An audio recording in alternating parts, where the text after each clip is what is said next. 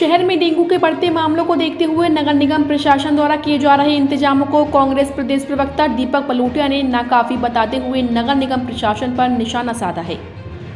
दीपक बलूटिया ने कहा कि निगम शहर के कुछ हिस्सों में फॉगिंग कराकर खानापूर्ति कर रहा है, जबकि मच्छरों से बचाव के लिए पूरे शहर में लगातार फॉगिंग की जानी चाहिए, लेकिन अभी शहर के सिर्फ कुछ हिस्सों में ही फॉगिंग हो रही है, वो भी लगातार नहीं की जा रही है। दीपक बलूटिया ने कहा कि निगम प्रशासन के पास फॉगिंग कराने को लेकर पर्याप्त मशीनें नहीं है, जिसके चलते डेंगू के मच्छर लगातार बढ़ रहे हैं और डेंगू का प्रकोप लगातार बढ़ रहा है।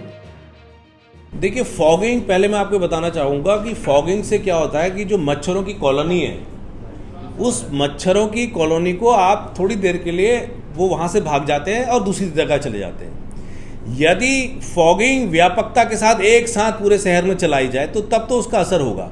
हमने यहाँ फॉगिंग करी, यहाँ का मच्छर दूसरी जगह पर चला गया, फिर हमने 15 दिन बाद वहाँ करी, तब तक तो मच्छर का तो आप भगा ही नहीं पा रहे। तो फॉगिंग को पूरे नियम से करना चाहिए और एक साथ पूरे शहर में आपके पास इतनी व्यवस्था होनी चाहिए, इतनी मशीनें होनी चाहिए कि आप पूरे शहर में करें। और फॉगिंग में आप क्या केमिकल मिला रहे हैं, क्या नहीं मिला रहे हैं कि वो जनता के स्वास्थ्य के लिए हानिकारक भी नहीं होना चाहिए और वो असरदार भी होना चाहिए। यदि फॉगिंग हो रही है तो फिर डेंगू क्यों पसार रहा है अपने पैर, क्यों डेंगू का प्रकोप फैल रहा है?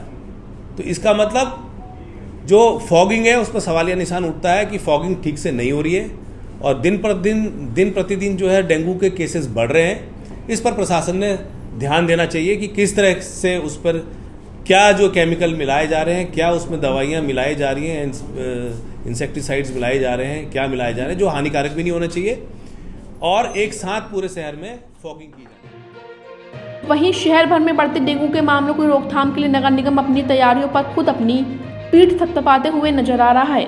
नगर आयुक्त पंकज उपाध्याय के मुताबिक डेंगू से बचाव के लिए नगर निगम लगातार कार्रवाई कर रहा है।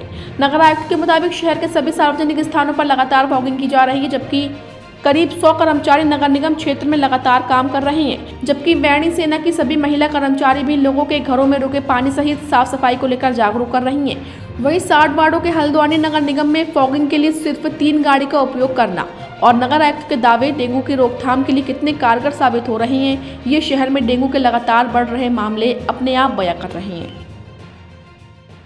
कि डेंगू को स्रोत पर नष्ट करने के लिए, उसकी लार्वा को नष्ट करने के लिए जो प्रबंधन नगर निगम द्वारा किया गया, जिसमें हमारे 3 हमारे टैंकर और 5 किराए पर लेकर के हम टैंकर चला रहे थे। किराए के टैंकर वर्तमान में बंद हो गए हैं और हमारे 3 टैंकरों से छिड़काव का कार्य किया जा रहा है।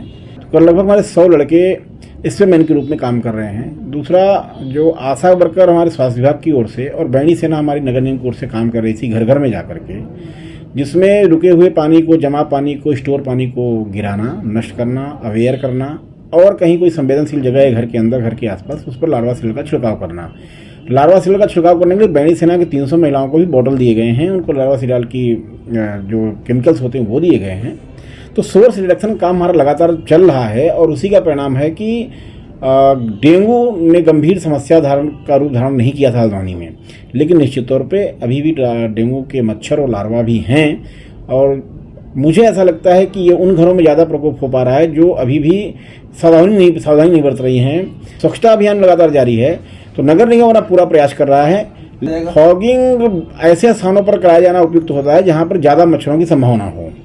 तो फॉगिंग सार्वजनिक स्थलों पर ही कराया जाता है, घर घर नहीं कराया जाता है। तो लेकिन फॉगिंग का काम लगातार चल रहा है और इतनी मशीनों के माध्यम से जहाँ पर अधिक संवेदनशीलता है वहाँ पर फॉगिंग कराई जा रही है। अब कहीं से कोई शिकायत आ रही है तो उसका भी संज्ञान लिया जाएगा।